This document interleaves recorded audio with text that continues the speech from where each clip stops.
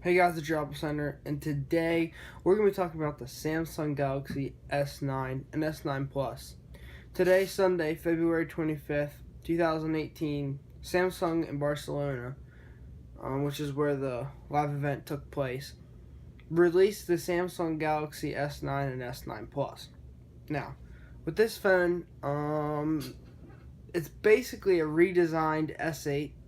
The S8 was another step forward in the right direction for Samsung, and Samsung continues that journey with this new generation of phone. So with this phone, they bring down the dual lens camera system from the Note 8 to the Plus version of the Galaxy S series. So they bring into the S9 Plus, which is the dual lens for now is exclusive until the Note 9 comes out later this year. And with that, both of these phones have some capabilities that are not like the previous generation or the S8 and S8 Plus. A big thing they talked about with this phone or these phones is the camera. The camera has been so well advanced for Samsung in their S series. So we've got the first thing on our list is the super slow-mo. Most phones, they take a slow motion video at around 240 frames per second, and that's kind of the most it can do. Same with the iPhone, and that's same with the previous S8 and S8 Plus. But now with the Samsung Galaxy S9 and S9 Plus, they do 960 frames per second. Now that's just kind of crazy, if you ask me. That's pretty good for a smartphone. The only downside or downfall to that is that it does it at a 720p HD video quality, which isn't all that great. But for 960 frames, I'd take it as much as I could get. And then of course it does lower frames at a better quality as well. So going from that, you can make those slow motion videos. You can take those and make them into GIFs, or you can take those GIFs and put them on your lock screen. So basically, it's a live movie wallpaper. Another one is the low light camera. This was a real advancement, and it's only available on the S9 Plus. It's really cool. So how it works is it works like a human eye. When we see light or we're in a really bright place, our pupils they change. Then they're different from what they would be when we're in dark and we can see stuff momentarily in the dark. Same thing works with the camera on the smartphone. It changes between an f1.5, which is the lowest aperture on a smartphone to this day, or at least on a Samsung, and then it can go all the way up to an f2.4. So you get those really good low light pictures and really good pictures in the bright sunny day. Another one is AR Emoji. So this is basically taking on the iPhone 10 and an emoji, but the little bit different in this is they're both for messaging. They're messaging apps, but the thing about AR Emoji is that it creates you take a picture of yourself and it maps out, I think it said over 100 different facial features with 3D modeling, and it creates an emoji personalized for you, and you get to change your hairstyle, your hair color, what you wear, your skin tone, all sorts of things. And of course it's very minimalistic when you get the Samsung S9, but later on there will be software updates that will help integrate that more, and it's more open, widespread. And of course, the last thing is Bixby. Bixby was integrated very well. It was a new thing last year with the S8 and S8 Plus. It was a new little button on the side, and it was their AI assistant. And it was just a new thing, and they were trying to get it integrated, and it really made Siri look smart. It did.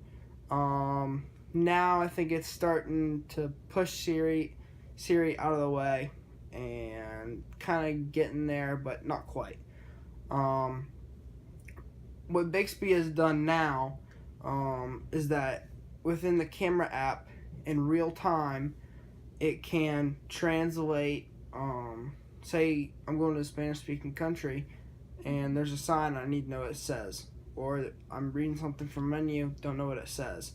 I just hold my S9 or S9 Plus up within the camera app, and it will in real time translate the words so I know what the food is that I'm eating and what the ingredients are, and then of course what the price will be.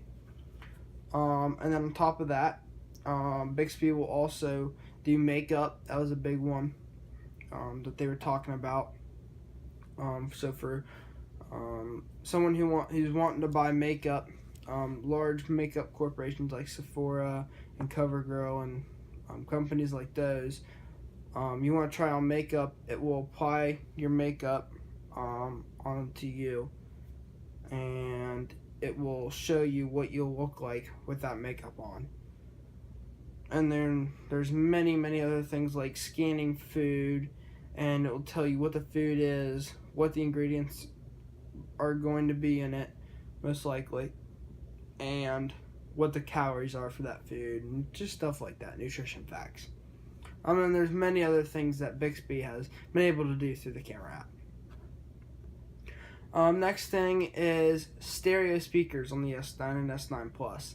Now this is a pretty big deal for Samsung users because they haven't been able to use stereo speakers, and this is the first time in a Galaxy S series phone that this is available. It wasn't available with S8 and S8 Plus, and now that it's available with the S9 and S9 Plus, pretty big deal. The speakers are tuned by AKG, and it also does have the option for integrating or starting to integrate Dolby Atmos. If you don't know what Dolby Atmos is, it works with. It came with the LG wallpaper. It's pretty new sound technology. It's basically where you don't have to have a surround sound system. You can use a sound bar, and it will act like a surround. It will feel like, and you'll hear like you will have a surround sound system when you really don't. It's pretty cool. The sound bars get pretty expensive. They can get up to $800, $1,100. Pretty expensive, but if you have the money, I'd say go get one. Try it for yourself. It's pretty cool. So again, the S9 and S9 Plus are starting to integrate Dolby Atmos right into their phones with the stereo speakers. So it's gonna look pretty cool. Now a little bit about the phone itself. It is basically the same form factor, a little bit smaller bezels on it. The fingerprint sensor has moved. I know that was a big controversy last year with the S8.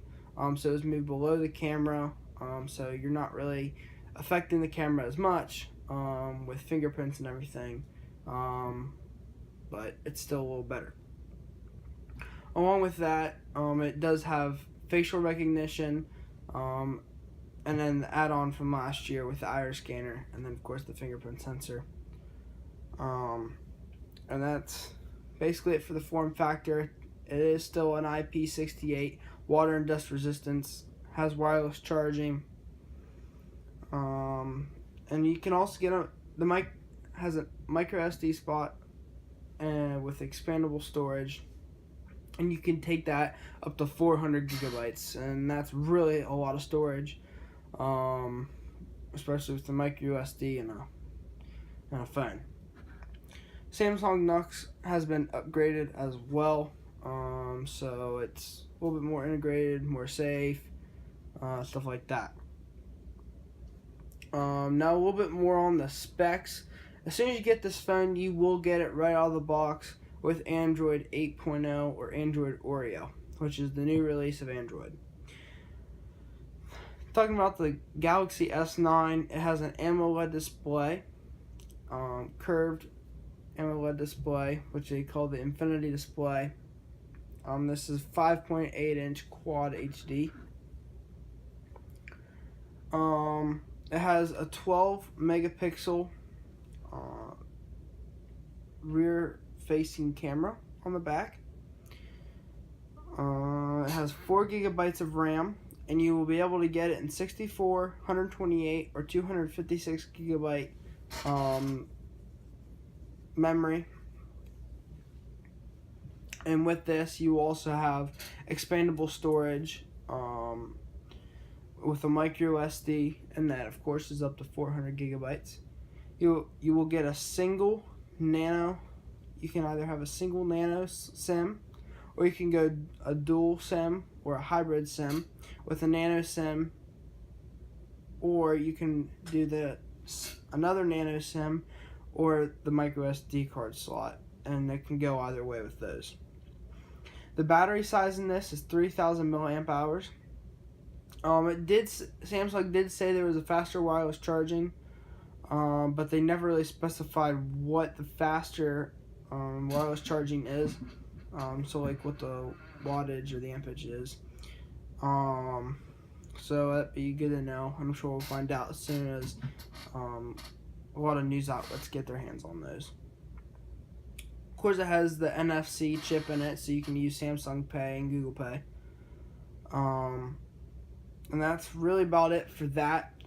Moving on over to the S9 Plus. It's got a 6.2 inch Quad HD Infinity display, and that is also AMOLED. Of course, it is rated in, along with the S9, at an IP68 water and dust resistant. It has a dual lens camera system. One's a wide angle and one's a telephoto. And they're both 12 megapixel.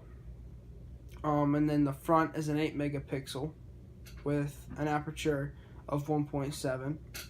The rear facing, of course, has an f1.4 and an f2.4 aperture. They both, of course, have it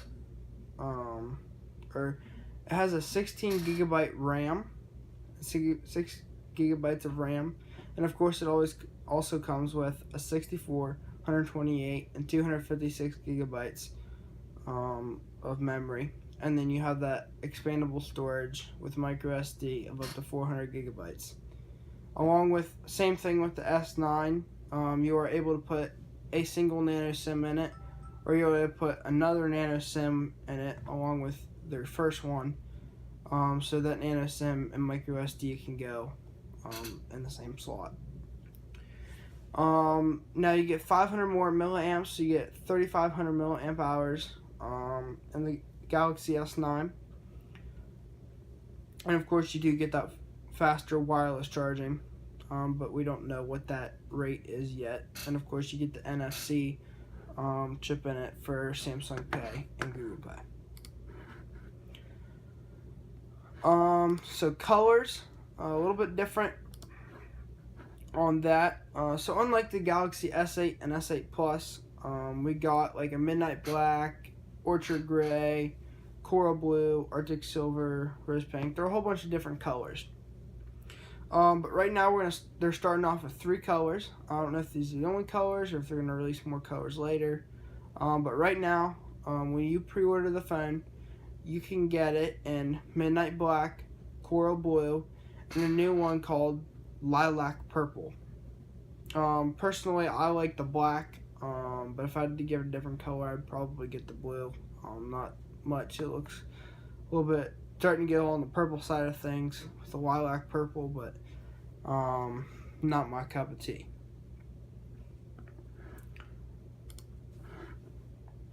Moving on, we're going to go ahead and talk about pricing. Now, pricing differs on where you get it, and what model and size. We're just going to talk about base 64 gigabyte models of each one. So we're going to start off. If you buy it directly, the S9 directly from Samsung, you will be, if you're buying it outright, that's what we're going to do these on. It will cost you $719.99. For the S9 Plus, it will cost you $839.99. If you go to AT&T, the S9 will cost you $709.20, and the S9 Plus will cost you $915. If you go to Verizon, the S9 will cost you $800, and the S9 Plus will cost you $930. If you go to T-Mobile, it will cost you $720 for the S9 and $840 for the S9 Plus. And at Sprint, the S9 will cost you $792, and the S9 Plus will cost you $912. And of course, at Best Buy, it's the same price as Verizon. Now remember, just to tell you, I was getting the T-Mobile and the Sprint prices, both off of, those were through 24-month installment. Those were added up through the 24-month installment plans. So just so you know that. The phone will be released in Canada, the US, Africa, and Korea. Pre-orders will start March 2nd, and the S9 will hit stores and be available to you to buy on March 16th. So that's about it for the Galaxy S9. If you'd like to learn more about that, I will have the link to the Samsung Newsroom website down below. If there's anything I missed, please leave a comment down below to let me know. Hey guys, thanks for watching, and I'll see you in the next video. Peace.